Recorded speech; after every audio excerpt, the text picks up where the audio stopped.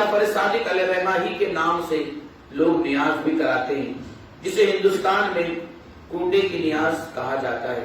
اس نیاز کے حوالے سے بھی میں کچھ باتیں بتانا چاہتا ہوں تاکہ آپ کے ذہن اور فکر کے دریچے کھل جائیں اور صحیح اور سنت اور شریعت کے دائرے میں رہ کر آپ اگر یہ نیاز کراتے ہیں تو کرائیں، اور پوری دنیا میں امام جعفر صادق کے چاہنے والے اس نیاز کا اہتمام کرتے ہیں، اچھی بات ہے۔ اس نیاز کا اہتمام کرتے وقت کچھ علاقوں میں ایک کتاب پڑھی جاتی ہے جو چند صفحات پر مشتمل ہوتی ہے، بڑی چھوٹی سی کتاب ہوتی ہے جس کا نام داستان عجیب ہے۔ اس کا نام داستان عجیب ہے۔ اس کتاب میں کچھ واقعات لکھے جاتے ہیں یا لکھے ہوئے ہوتے ہیں، گھر کی خواتین، گاؤں دیہات کے لوگ جمع ہو کر کے اسے پڑھتے ہیں اور اسے پڑھنا خیر و برکت کی دلیل سمجھتے ہیں۔ یاد رکھیے کہ داستان عجیب یہ وہ کتاب ہے کہ آج تک اس کے مصنف کا پتہ ہی نہیں چلا کہ اس کتاب کا رائٹر کون ہے، اسے لکھا کس نے۔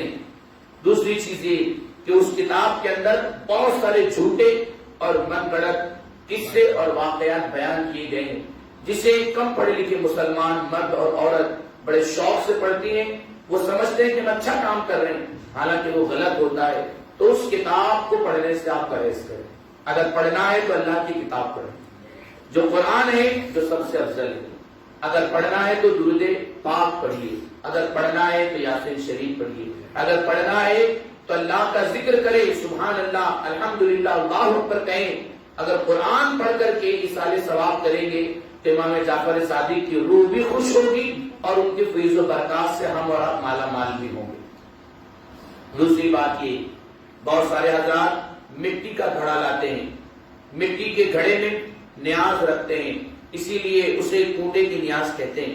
ایک بات یاد رکھیے، نیاز رکھنے کے لیے مٹی کا گھڑا لانے کی کوئی ضرورت نہیں ہے۔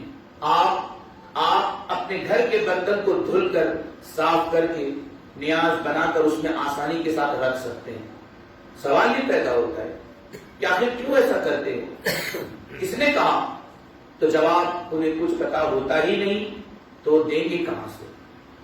آپ بتائیں کہ جب حضور صلی اللہ علیہ وسلم کا میلاد آتا ہے، لوگ نیاز بناتے ہیں، تو حضور کی نیاز بنانے کے لیے مٹی کا برتن نہیں لاتے، گھر کے برتن ہی میں نیاز رکھتے ہیں۔ مجھے بتائیں کیا حضور سے بڑے ہیں امام جعفر صادق؟ ہرگز نہیں، حضور سب سے افضل ہیں۔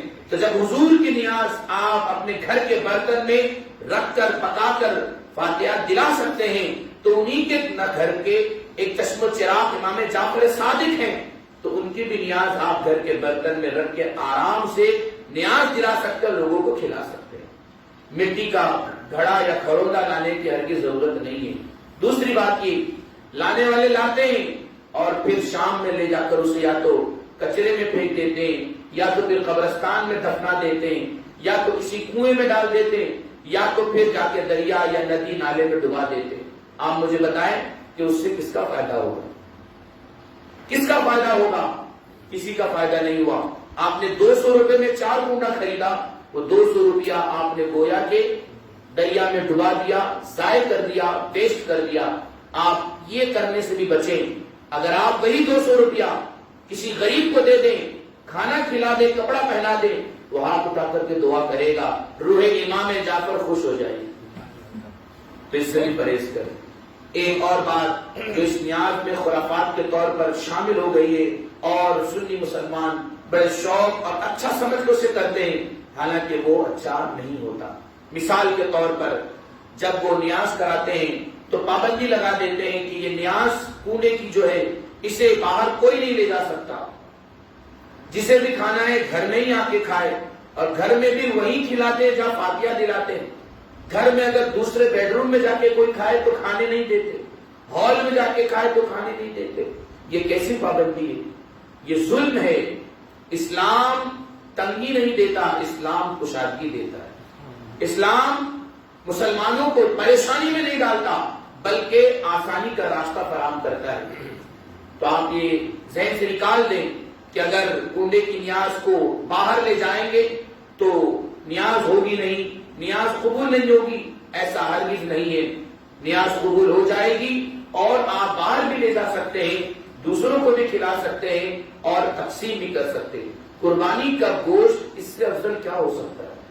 آپ قربانی کے گوشت کو جب پوری دنیا میں بانٹ سکتے ہیں، پورے شہر میں بانٹ سکتے ہیں، تو امام جعفر صادق کی نیاز بھی آپ پورے علاقے میں، پورے محلے میں، پورے رشتہ داروں میں تقسیم کر سکتے ہیں، اور تقسیم کرنا بھی چاہیے۔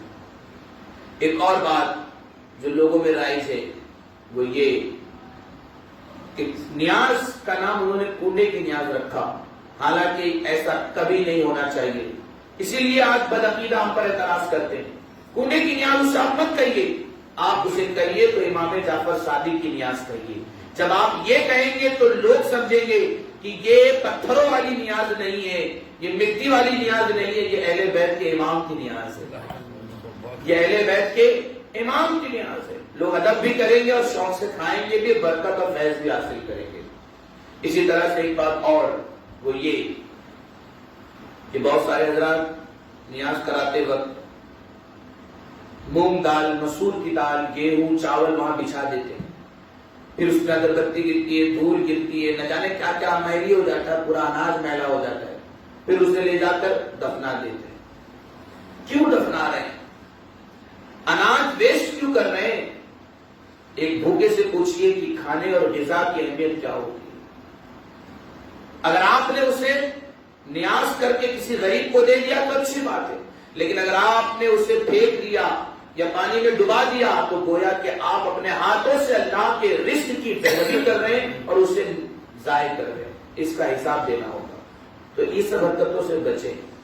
ایک اور چیز، آخری بات، ویسے بہت ساری خرافات ہیں، میں موٹی موٹی باتیں بتا کر اپنی بات مکمل کر رہا ہوں۔ آخری بات یہ کہ لوگ اس دن 200-500 روپے کی پھول کی ایک بڑی چادر لاتے ہیں اور قبلہ کی طرف لٹکا دیتے ہیں، وہیں پر رکھ کر نیاز کراتے ہیں۔ وہ پھول کی چادر پورے دن شام سوکھ جاتی ہے اور وہ پھول کی چادر پھر لے جا کر اسے بھی پانی میں ڈال دیتے ہیں۔ یہ ضائع نہیں ہے پیسہ، تو اور کیا ہے میرے بھائی؟ تو اس طرح سے یہ سب کرنے کی بھی ضرورت نہیں ہے۔ اور ایک بات، اتنا ہی بڑی تعداد میں لوگوں کو کھلانے کی بھی ضرورت نہیں۔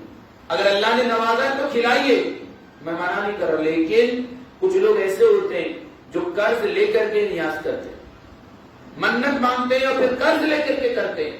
یہ یاد رکھیے، امام جعفر صادق علیہ الرحمہ یہ آپ کی ہماری نیاز کے محتاج نہیں ہیں، ہم ان کے محتاج ہیں۔ انہیں ہماری پیسوں کی اور غذا کی ضرورت نہیں، ہمیں ان کی ضرورت ہے کہ وہ ایک نگاہ ہم پر ڈال دیں تو ہمارا بیڑا پار ہو جائے۔